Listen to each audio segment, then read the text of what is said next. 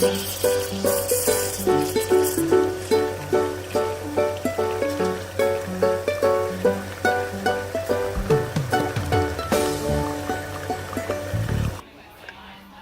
to Teaching Brewed. Today we're going to talk about something that neither of us is stellar at, but I know that Andrew's been working on it, and he's probably better at it than I am. It takes practice. It takes a lot of practice, and it's a lot of practice, a lot of repetition. It takes a lot of really a lot of effort, especially in our career. And I know we might be alluding to something that's really technical right now, but what we're actually talking about is work-life balance. So as teachers, we have this bad/good habit of working ourselves to the bone, i.e. we will pull 12, 15-hour work days without thinking twice, simply because we are doing it for the betterment of our children. And for the it's good for the kids. And don't get me wrong, that is true.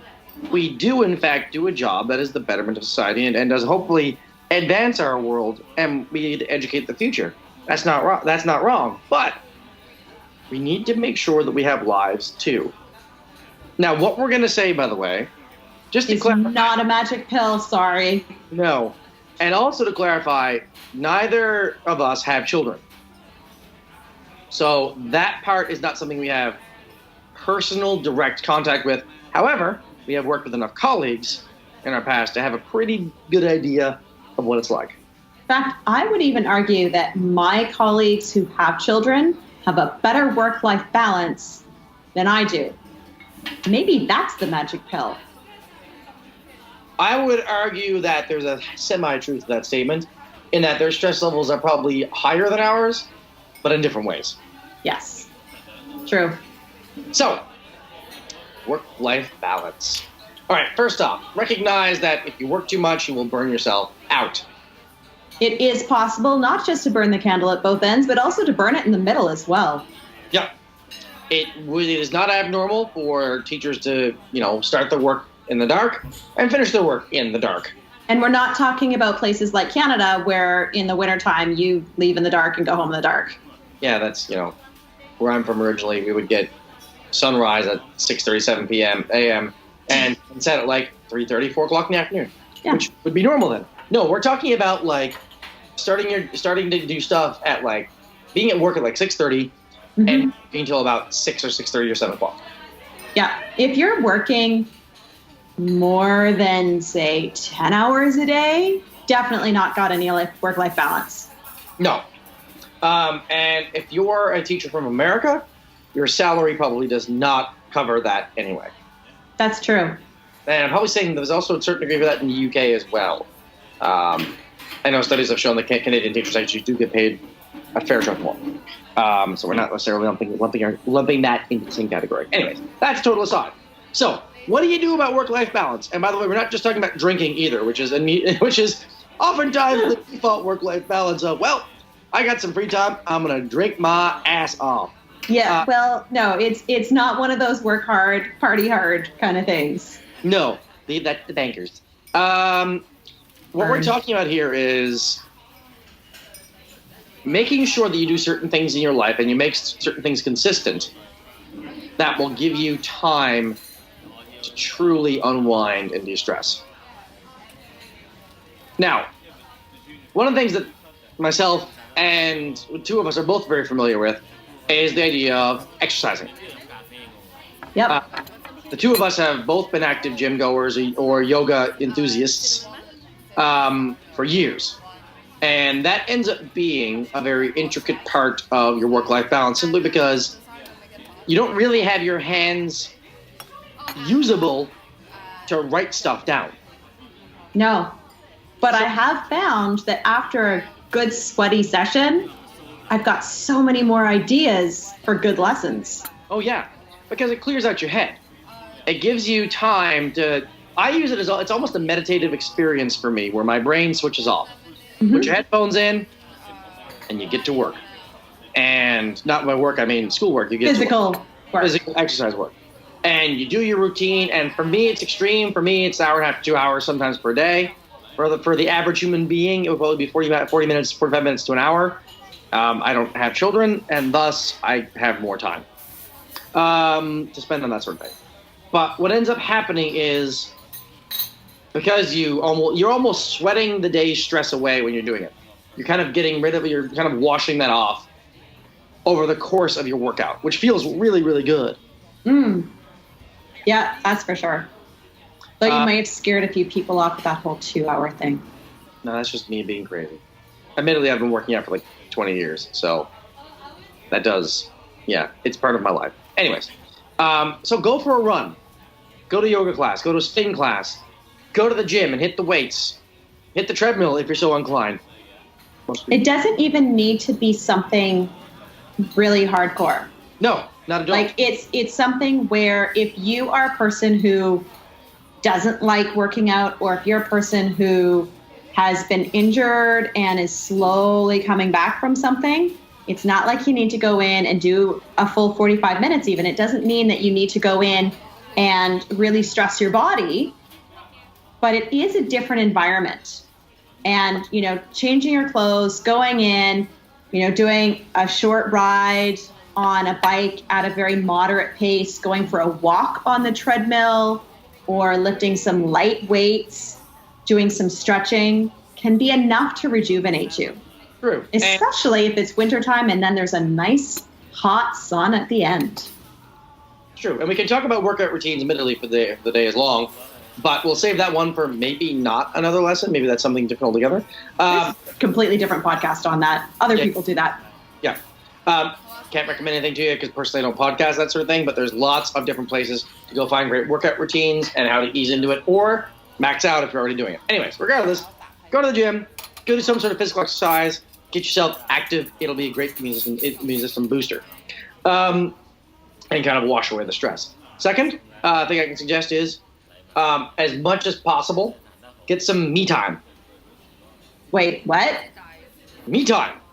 What is that? Me time is getting time for yourself. In other words, with other people. No, just getting time for yourself alone. By myself? Yeah, time by yourself. It's a thing. Time by yourself is a good thing. Time by yourself gives you a chance to zone out. Read a good book.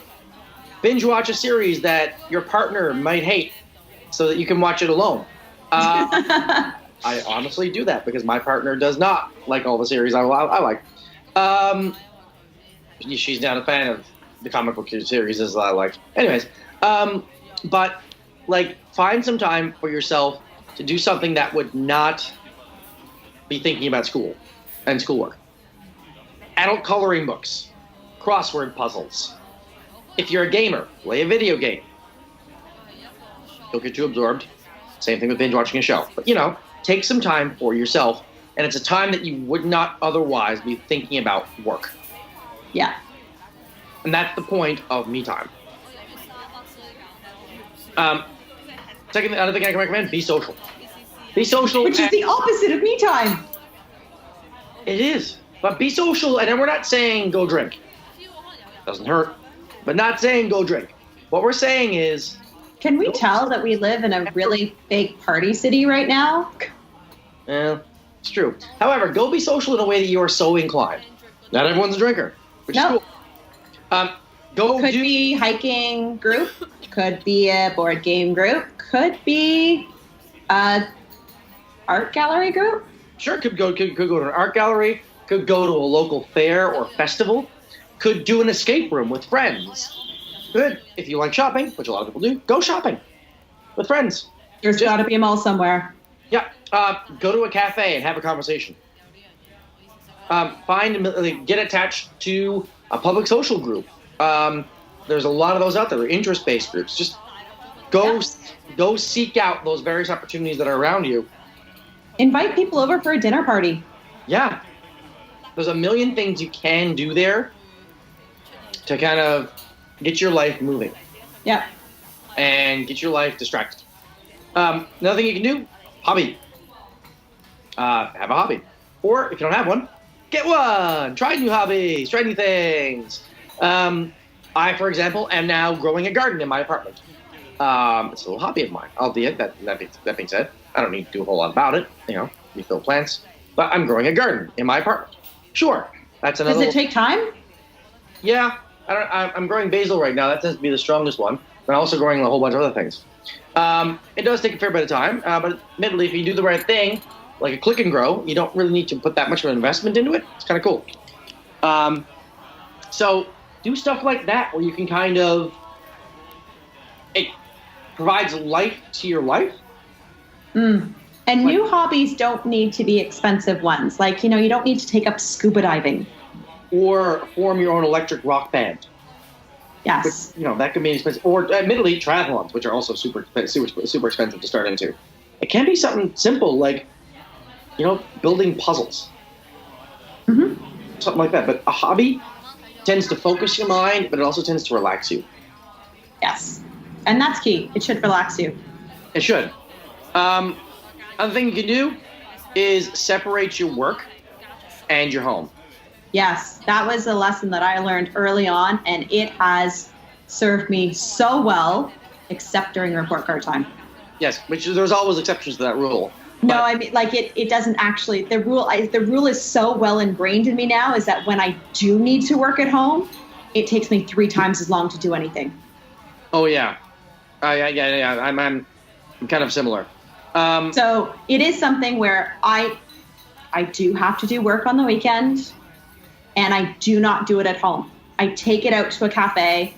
I spend a couple hours in the cafe, having my cup of tea, doing what needs to be done, and then it's sorted. And so home truly is a relaxing space. Yes. It's a space that is full of distractions, but it also means that if there are days when I have to work at home, I don't get much done. Home is home, work is work, and you don't blend the two. No.